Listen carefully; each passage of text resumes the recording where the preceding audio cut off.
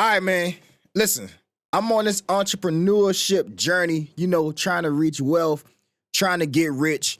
You feel me? So I titled this video How to Get Rich. We really talking about building wealth here.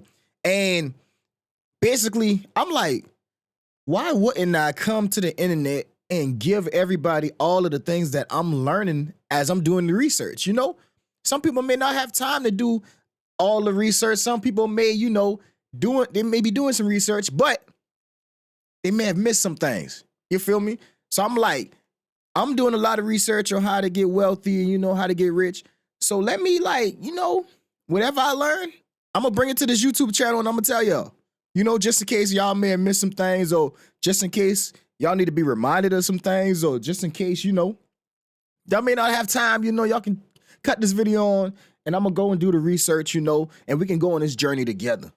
We can go on this journey to being wealthy, being rich together. You feel me? So I got a couple points right here that I wanted to, it's just a quick, just a quick rundown, not gonna be nothing crazy, just a quick rundown. First thing I have, don't create the business you want to create. All right. And then under that, I got, don't create the business you want to create. Don't start to think about how you want to do this and that. You feel me? You're not getting into business to serve yourself. So the bottom line is, a lot of time we jump into business, we was like, oh, what do I want to do? I like to do this. I like to do that. I like to do this. But at the same time, is there a market for that? Are there going to be people that you can serve while doing that? You feel me? It may not be a market for that. It may be a market for that, but bottom line is, you got to understand, you're not jumping into business to serve yourself. You're not jumping into business to serve yourself. The next thing I got is focus on the people that you will be serving. Think about what people want and need and obsess over it within the confines of your gifts and talents, though. So when I say within the confines of your gifts and talents, I'm basically saying everybody has gifts, everybody has talents. So I'm a singer, right? I can sing, I can write, I can play instruments. So if there's a market for real, authentic, true R&B music, I know how to write R&B music. Maybe I could become a writer for the artist that's trying to make R&B music. Maybe I could become the executive producer. I can write the song, put the song together, find the beat, or make the beat myself, or, and find the artist, get the song out there. I know how to market. I can do that. There's a market for that. So it's let me see what there's a market for within the confines of my gifts and talents. What do I know how to do?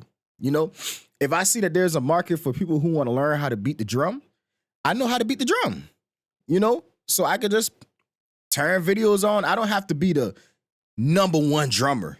God bless me with my style of how I play the drums, and somebody may be wanting to learn that style of how I play the drums. And there may be so much people out here that want to learn how to play the drums. You got to think about it. People that's looking for drumming videos probably not only watching one person anyway. Just like people that's looking for podcasts. If the market for podcasts are still big, you can say, well, it's oversaturated. But you got to think about how much podcasts do you really watch? You probably watch 5 different podcasts. So it's enough to go around for everybody. You don't have to say it's oversaturated, I'm not going to start. You got to think about it yourself. You watch probably 20 shows. How much movies you watch a year on Netflix or on whatever. And the whole time you got the talent to make movies, make shows, put them on YouTube. People watching constantly, and nobody's just only listening to one artist. Nobody's only watching one show. Nobody's only watching one podcast. You feel me? There's more people that don't have a podcast than how much people there is that do. So think about the gifts and talents you have. What can you do? Now think about how, is there a market for, people who want to see those gifts and talents, or people who want to learn those gifts and talents? See how you can serve people with your gifts and talents. But when I say don't do things that you just like to do, say for some reason, just a simple thing. Say I really like to make hip hop music. And let's say just for some reason, hip hop music wasn't a style no more. I'm not going to keep putting out hip hop music as a business because I just like to do it. When R&B music is where everybody wants, what everybody wants and what everybody wants to be served with, So don't do what you like to do, you know. Like examine your gifts and talents, and then after that, see how you can serve other people. See what other people want and need. And once you see what other people want and need, you just obsess over serving them with their wants and needs. That's what I've learned. Okay, this is what I've learned. All right, the next thing. Oh, I said that already. Use what God gave you. That's what I was basically saying, man. That's what I was just describing. Use your gifts. Use your talents. Use your oil. You feel me? And see what people want, and just like serve them with that. The next thing, become the person you need to become. Woo! Put the work in to become better and better at your craft that you're using to serve the people. Become the singer that makes people feel what? Oh, how did I write this? Hold on, wait. Become the singer that makes people like feel the emotions, Become that singer that make people feel and believe what you're saying and relate to you, Become that singer that can hit different notes. Become your true self. Like, continue to be better and better and better. If you want to be, let's say, a song engineer, because you see there's a lot of artists out here, and let's say we get out of this home studio mode where artists are recording themselves and they want to go to other home studios. They don't want to go to the big studios anymore. They want to go to other home studios. You see, that's rising. Become the greatest engineer that you can become. Become the greatest producer that you can become. Max out on your potential is basically what it is. Become that person. It's like in the Bible, I think it said Jesus' father, Joseph, said he was the carpenter. Not a carpenter, but the carpenter. Become the in your craft, in your gift, in your talent. But like I said, don't really compare yourself with other people. But if you're doing a podcast, continue to elevate and make your podcast better and better and better and better and better. Just continue to do that. If you like, what else? You making movies, continue to just make it better and better and better and better and better. You're not going to be perfect. So let's make sure we're not getting into that. But just continue to make it, better and better and better. If you, what's another great thing, man? If you're just on YouTube, just creating content, pushing content, continue to be better and better. Maybe, you might, this week you're going to learn how to make better thumbnails. Next week you're going to start saving up to get an even better camera. So basically just continue to get better, Master your craft. Become that guy, man, or girl. Don't love and serve the money. Use the money as a tool to help people and to create amazing life experiences. I got here, pay your tithes, give to the poor, go on vacation, and get that $100,000 car responsibly. You feel me? You got to be wise with your money. So basically what I'm trying to say is, don't fall in love with the money, man. Understand that the money is just a tool. Use the money. Use the money to basically do what I was just saying. Use the money to help people. Use the money to obviously pay your tithes. Use your money to reinvest.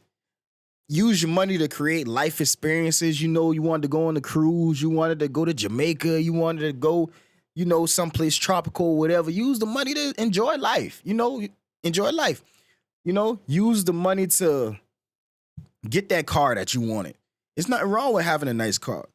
As long as you don't serve the car, as long as you don't worship the car, as long as you don't serve and worship the money, and understand that the car is just a car that you're enjoying, and understand the money is also just a tool that you're using and enjoying, you straight, you good. Keep the priorities the priority, don't put that money on no high pedestal, and now that money competing with how you look at the money and how you look at God, you feel me?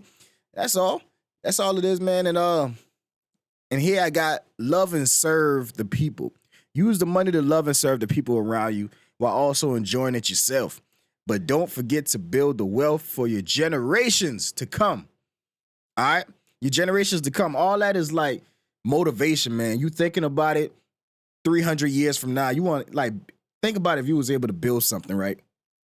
That 300 years from now, your generations still living off the foundation of that. Think about that, man. Like, that's crazy to think about, you know. You was able to give money you was able to pay your tithes. You was able to go on vacation like every month. You was able to give to the poor. You was able to reinvest. You was able to drive a nice car. Your kids was able, your grandkids, your great grandkids, and everybody 300 years from now because of what God used you to do when it comes to building wealth, when it comes to getting rich. So now 300 years from now, they got your picture in the family living room, and they're like, "Yep, man. Yeah, man, he did his thing back there, man. You know, built the foundation, and now we still living off of it, and it's just carrying on, generational wealth, you know, riches."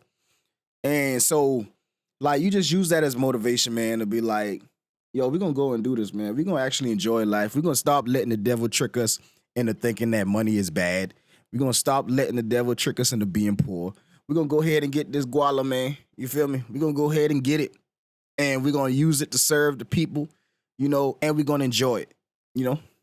And we're going to make sure we prioritize it where it needs to be prioritized. You know, we're going to understand it's just a tool, something that we can use to do different things, you know? So with that being said, man, these are things that I'm learning. And as I'm on my journey, I just wanted to be like, yo, I don't want to wait until I get like wealthy. I don't want to wait till I get rich to then tell some people. What if I'm supposed to tell somebody now? What if they supposed to be on the journey with me? Not like actually with me, but at the same time, you know, what if they need to tune into my YouTube channel because they didn't catch a video that I caught? They didn't get some information that I got. So we're going to rock out together, man. And y'all boy be easy. It's your boy J Mogul. And I'm out, baby.